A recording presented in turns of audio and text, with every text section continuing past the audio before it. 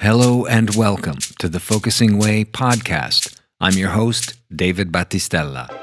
Please share this podcast with others as a way of introducing them to the people, themes, concepts, and beauty of focusing. Our website is thefocusingway.com. Follow us on Twitter at The Focusing Way. This podcast is available on iTunes and Stitcher. Our philosophy is simple: focusing for better living. If you really enjoy this, you can support us by making a contribution via Patreon as well. All the links are on the website. Now, on to the good stuff.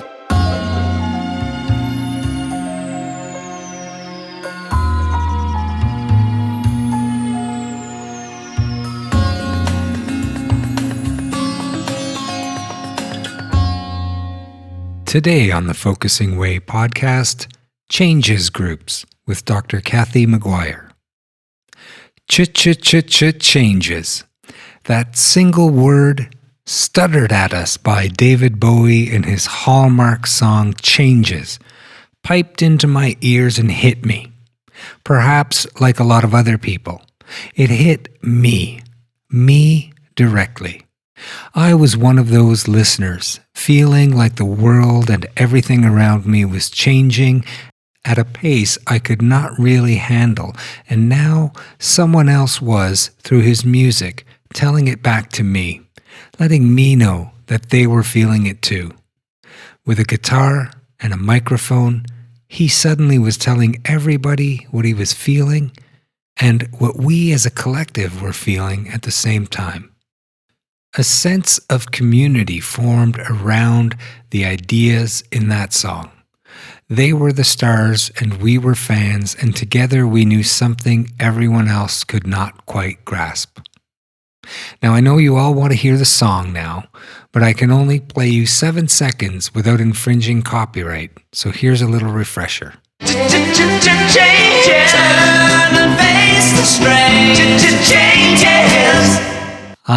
Yes. Well, changes were happening before that song was released, and it was at the University of Chicago where a group of Dr. Gene Genlin's psychology students needed a place to work out some things.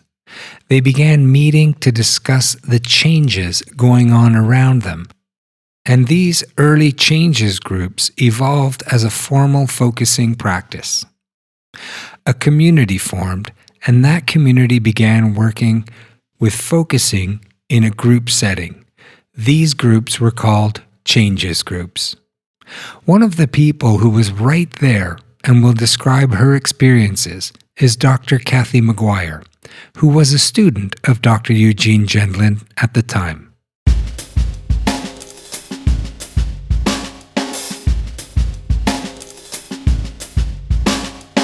Dr. Kathy McGuire got a PhD in clinical psychology from the University of Chicago, working directly with Dr. Eugene Gendlin.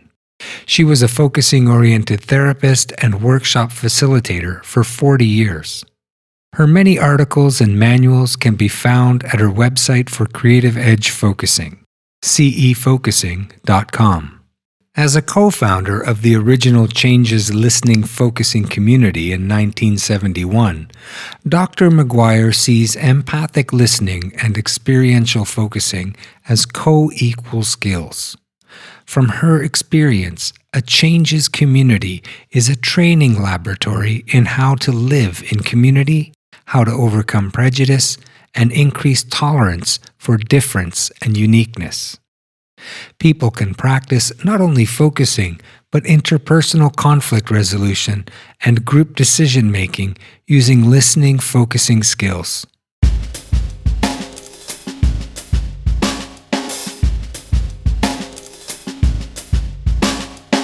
And joining me now is Dr. Kathy McGuire.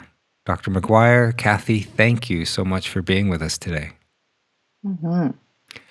I just wanted to begin, because we're focusing on changes in this episode, on changes and changes groups, I'd like to just begin by asking you about your experiences in the first changes groups and meetings and maybe sharing what they were like. Okay, so the first changes community started forming as a response to the Kent State Massacre, which in the United States was a time in the Vietnam protests when the National Guard fired upon protesting students and killed several of them at a university. 4 persons, including 2 women, were shot and killed on Kent State University's campus today during renewed demonstrations involving hundreds of students. The university was ordered closed as disorders continued for more than 2 hours. 6 other persons were reported shot in addition to those killed. The 4 persons were killed during a clash between students and members of the Ohio National Guard outside Taylor Hall near the University Commons, where an Army ROTC building was burned down Saturday night. I don't care whether you've never listened to anyone before in your lives. I am begging you right now, if you don't disperse right now, they're going to move in, and there can only be a slaughter. Would you please listen to me? Jesus Christ, I don't want to be a part of this. Please. A single shot was fired, the officer added, closely followed by several other shots, these by guardsmen.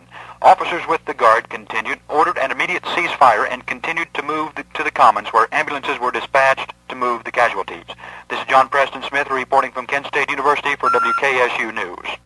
So a bunch of us graduate students, as well as Eugene Gendlin, got together to figure out our response. And we tried various things like getting petitions signed.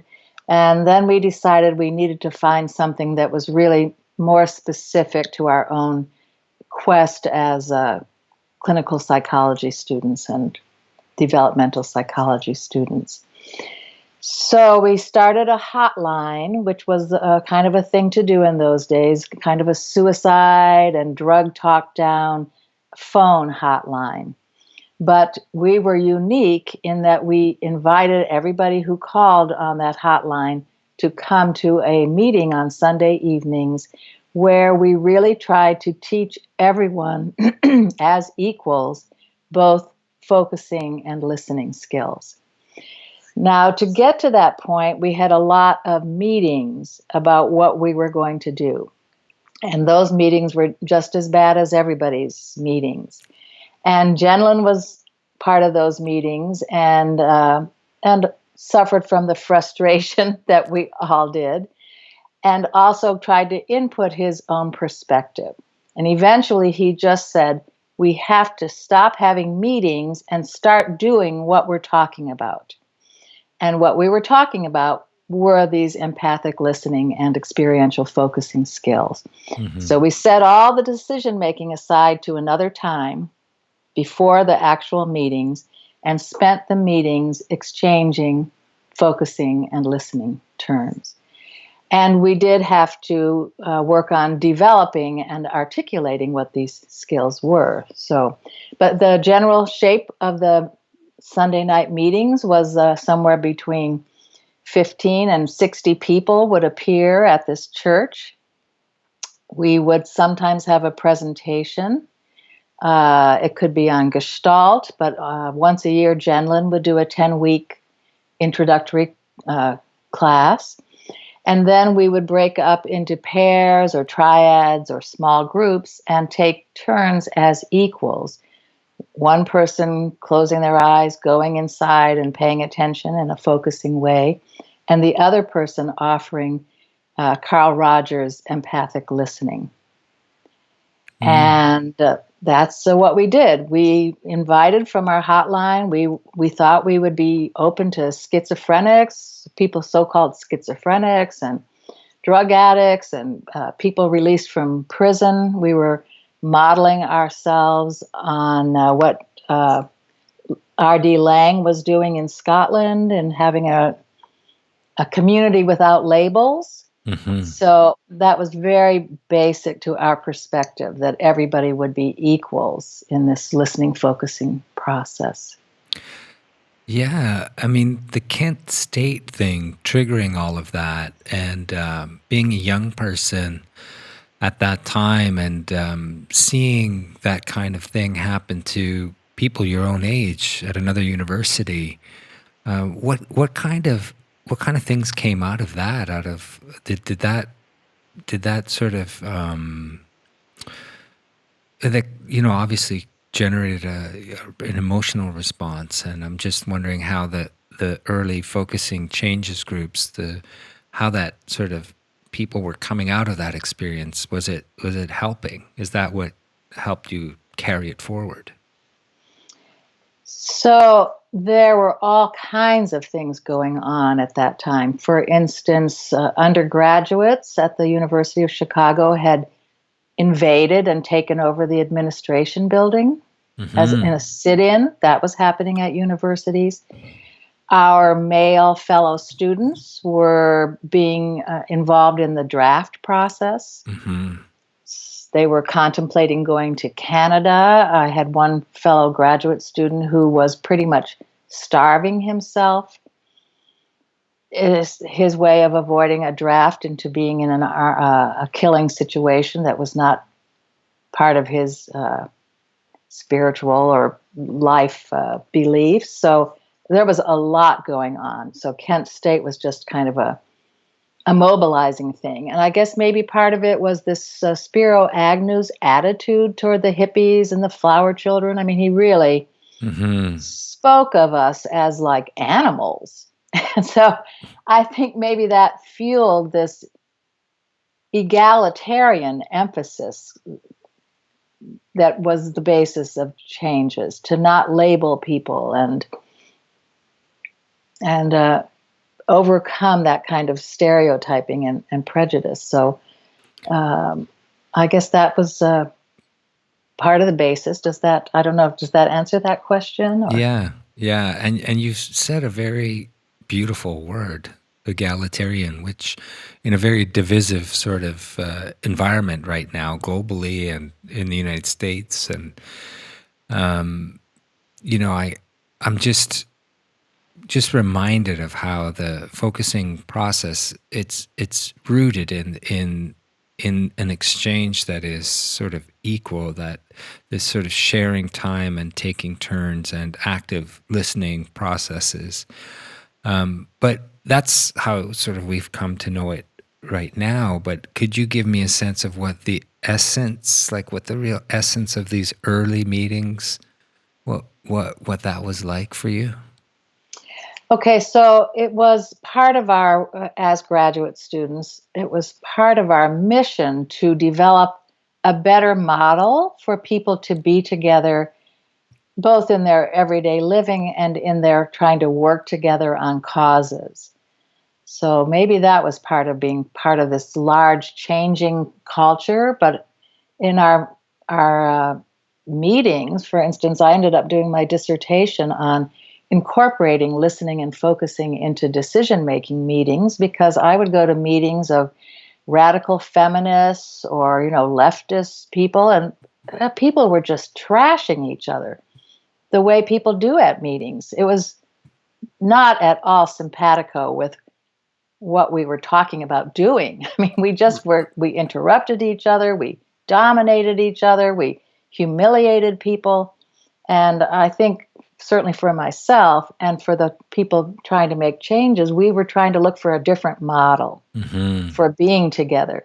So, and that's a part of the point I wanted to make in this conversation we're having, that the changes community, the first one, was an attempt to be a community. It wasn't just a group to get together and exchange listening, focusing turns. We were trying to find a way to deal with interpersonal conflict and with group decision making. We wanted to apply listening and focusing to all aspects of our living. Our goal was to become more authentic ourselves. So we used focusing to help us become more honest, more in touch with what was really going on for us. And we used empathic listening to try to compassionately understand another person. So that's so important for me to say, that a changes group, the way that I teach it, and I direct people to my manual, Focusing in Community, which is also available in Spanish, available in the store at my website for a $5 download, very accessible, that it teaches the entire model. focusing, listening, and how to apply those to the interpersonal conflicts and group decision making, which come up in any community. And that's, from my perspective, that's what our world needs. We need those skills, or we as listening, focusing people can bring those skills to the larger world, where you can't solve your interpersonal problems or your international problems by somebody just leaving, Yeah. which is our kind of cultural way. Oh, if you don't get along in a group, go start your own group. Well, you can't always do that. So being a community for me means learning to tolerate people who are different. You don't throw people out of your community. You learn to love their uniqueness, and I guess that's what empathic listening enables. You when you're listening to another person in that deep way, you just fall in love with their uniqueness, and that bonds you into a community of mutual care. It just motivates you to want to be helpful to the other people. And I think that's what we need in our world. I couldn't agree more. It also teaches you a lot about yourself and your own reactions, and that kind of listening. When we're in a regular focusing session, and we're companioning a focuser in their process, we're always checking our own reaction, our own what's happening also with us, while being sort of completely ready to be present and reflect what the essence or what that person in front of us is communicating. And one thing, as you were saying that, I'm just wondering about how, obviously your personal focusing was developing within the changes groups, and there were goals within the changes groups. What was happening? Did you have personal focusing partnerships at that time? Were you still doing regular focusing outside of the changes groups and then taking what you were learning back into those groups? Yes, we were, and we had all kinds of other community activities. We didn't all live together, although some of us lived together and used listening, focusing to work out the situations that came up there. We also tried to share resources. We shared our cars and our vacuum cleaners and our photography studios. We had a food co-op. So there was a lot of interaction going on, as well as the exchange of turns. We were like really a community. And it was one of the deepest experiences of my life, being part of the community where listening and focusing could imbue everything that we did. And that's pretty much become my vocation, is to help other people have that experience of community. So yes, we did turns. We kind of rescued people, or people came to us in a lot of distress. And so we would first start using listening and focusing to help them get grounded. That's how I became involved. I was freaking out at one point, and went to Mary Hendricks, who later became Mary Hendricks Genlin, as a fellow graduate student. And she started doing listening and focusing with me. And she was the first person to say to me, "You are not crazy." We did a lot of that in those days. Yeah. As Genlin writes in his paper, Beyond Roles, we were breaking out of the old roles. And that can make you feel pretty crazy. So in terms of the formal development of focusing, so we were all doing a lot of it on our personal conflicts and everything else. But also Genlin he's a phenomenological researcher. We would more formally at the meetings, he would observe us doing focusing turns, closing our eyes and going inside. And he would ask us what we were doing. And that helped him to articulate the 6-step process that he put in his focusing book. And he did the same thing in terms of how he developed the thinking at the edge, the TAE process. he would have workshops with people like Nada Lou there, watching people do this theory creation and pulling out steps that could be articulated. So it's a phenomenological process, looking at what's happening and then trying to find a way to describe it in steps. Was it also from the very, very start a body thing? Was that something that was discovered, or something that you sort of approached as a group or intellectually, and then the sort of discovery that these shifts and changes were happening in our bodies, that there was a kind of a body communication going on? Where did that start to happen in focusing from where you sat at that time?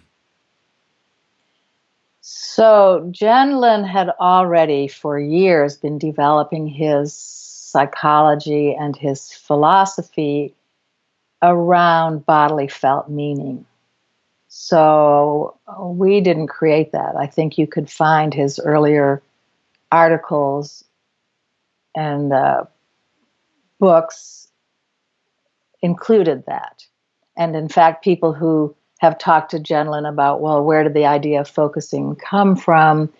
There's an example from when he was an immigrant to America and didn't speak much English, and in third or fourth grade, groping for words, and his teacher saying, well, just pay attention to your body sense. She didn't use those words, but he was already aware of that. And then there's a story of when he was in the Navy, standing on a ship and realizing that he could bring back the body feel of a dream image.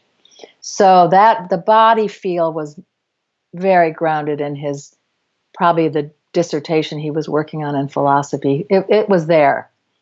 So I think he already was teaching us in his 10-week first class to close your eyes, go inside, and pay attention to the body sense, because it will unfold. So he had that. It was more a matter of, well, how could you break it down into some kind of steps you could put in a self-help book that we helped him with. Which is what's known as clearing space in Jenlin focusing. Other strands of focusing have developed, but that's the one. And I would encourage anyone who hasn't experienced that book to get a copy of Eugene Jenlin's Focusing. It's a wonderful, still to this day, a fantastic introduction to the process we're talking about here.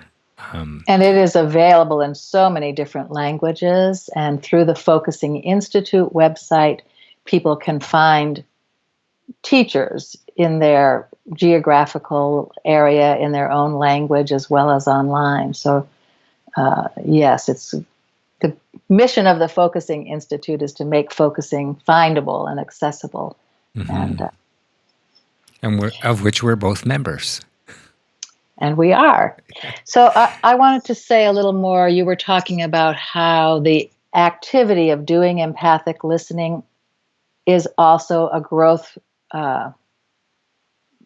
growing experience for the listener, and that you as a listener, you become aware of your reactivity. And I want to stress that so strongly. It's like a meditation on prejudice and stereotyping and how they creep in. And the instruction for empathic listening is to set aside all of your own assumptions, judgments, expectations. And it's hard to do that. And as you say, that in itself is a discipline to be the listener and observe all the things of your own that want to get in the way. And also, if you do this empathic listening, as Carl Rogers did it, you will find out over and over again that it doesn't go the way you thought it was going to go. That what unfolds in the focuser is always so nonlinear and such a surprise that you end up saying, gosh, I'm really glad I didn't try to tell this person what to do, because what their body has come up with on its own is just so much more authentic as a next step for them. And And I completely meaningful to them, at a level of meaning that another person could probably not fully ever understand. exactly that I call it instant ahas. Like when you Yeah. have a body knowing, a bodily felt shift, you know, it's not guessing anymore. It's like, oh, Mhm. I know what I need to do now. I know what my next step. Yes, it's that total body level of insight. And I wanted to just say a little bit about being on the receiving end of empathic listening also. Mhm. So, interrelationship focusing, as Ann Weiser Cornell and then Barbara McGavin created it, has been developed as a way that people really can do focusing on their own without a listener. And Mhm. it's a very powerful and very skillful way of being with the different parts of yourself or the different aspects of a problem in a compassionate way and being able to move through on your own. However, I think that emphasis on being able to do it on your own has led, even when people do interrelationship focusing in a partnership, they have less need for the kind of empathic listening Mhm. that Carl Rogers did and that we did in the original Changes group. Mhm. And I just want to say these are two different things. You can use interrelationship focusing to work on things by yourself. You can also do it with a companion. But this getting together to receive empathic listening, Mhm. where you as the focuser are just closing your eyes and trying to pay attention to the felt sentience of your living, the Mhm. ongoing uh, body sense of your issue. And then the other person tries to say that back in a kind of a rich and nuanced way. And their words hit you is not the right way to say it, but you hear your own words you said coming back at you, back to you, and you can check them against that body feel, and you can say, "Oh, no, it's not that. It's more like this," or you can say, "Oh my gosh, you really got it. That's exactly it." And this experience of being gotten by or grasped by another person, Mhm. it's a different thing from working things out by Yeah. yourself. It's just Yeah. so powerful. For me, it was always about being seen. The way to not feel crazy was to be seen by another person. And Mhm. that was the experience in the original Changes for me, Mm. that I could find myself, see myself more deeply because I was being grasped and seen by another person, this empathic listener. And Martin Buber calls that the I thou versus I it experience. Mhm. And it's a moment when the boundaries between the two people fall away and you have a sense of entering into this kind of sacred space, this weeing, we call it, this Mhm. space that is something more than you as two individuals. And for me, that is a moment of empathic bonding, I call it, which leads people to be a community. Mhm. And that's what we need in the world. We need empathic bonding. We need to feel, I love this other human being. I love all these other human beings, and I'm going to do what I can to help them and to understand them. So that's different. It's just a different thing, a different goal than solving your own problems by yourself. And that can be done in such a small way, like with your most mundane daily interactions can be heightened to a mini focusing level, I would call it. It's part of my living in a focusing way. But there are so many people possibly in our day that we just do not acknowledge. For example, I'll give an example of I often see people going up to a cash register to pay for something while on the telephone and Hmm. just shoving whatever they're purchasing underneath the nose of a human being in front of them, and no longer having the moment to interact, to acknowledge that there's a person in front of them. so there's this sort of disconnection that happens in those moments. So I'm looking for, in my living in a focusing way, life model, my own personal researches, I'm always looking for those points of eye contact, those points of human connection. In Italian, we call it as sguardo, like when you can just see someone else and they see you, and there's even a facial expression exchange. There's something being communicated there, and something changes in the air, in the space between you. And sometimes it even has an effect on other people. Like there's sometimes you have this moment of, just a coming down kind of moment. But there was something also I wanted to touch on that as you were speaking, is that one thing I learned about becoming a good focusing companion and a good empathic listener. And this happened, I can't remember articulate exactly when it happened in my own process, but all of a sudden there was a moment where I could be that way with myself. And when I started focusing, I found it very easy to be present to someone else. And yes, of course, I would like to be helpful and listen and reflect properly and do this right, quote unquote, But then I had this amazing moment of saying, wow, I can be this way with all my inner spaces. I can bring a new level of empathy and compassion to how I treat myself and these parts within me that emerge or want to communicate or have something to say or are emerging or whatever. It completely, like, just the training of becoming a companion to another person had a really profound effect on my own inner listening, which was not there when I started focusing. So yeah, what a good point. it was really powerful for me. It was a powerful moment. And I also think, again, Ann Weiser Cornell has come up with wonderful ways to help people learn how to be with themselves. So I'm just talking about something different, not putting down what that is. For some people, learning to be with yourself inside in a loving way happens first by receiving that kind of loving attention from another person.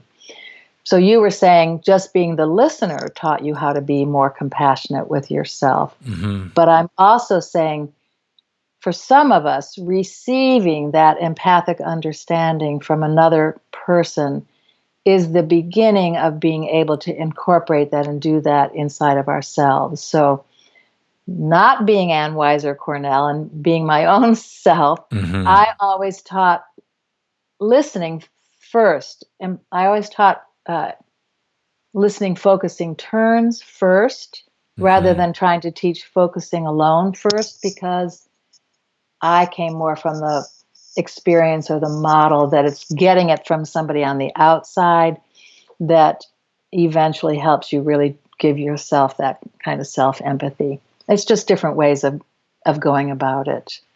Please tune in for part 2 of our conversation about changes groups with Dr. Kathy McGuire.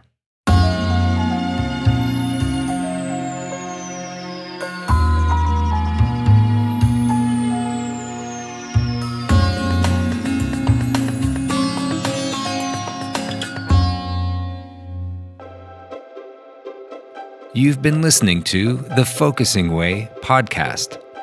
Our podcast is available on iTunes and Stitcher. For links and to subscribe, visit our website at thefocusingway.com. Follow us on Twitter at thefocusingway. Please share this podcast with others as a way of introducing them to the people, themes, concepts, and beauty of focusing. If you really enjoy this and want to support us, you can support us using Patreon as well. Until next time, I'm your host, David Battistella.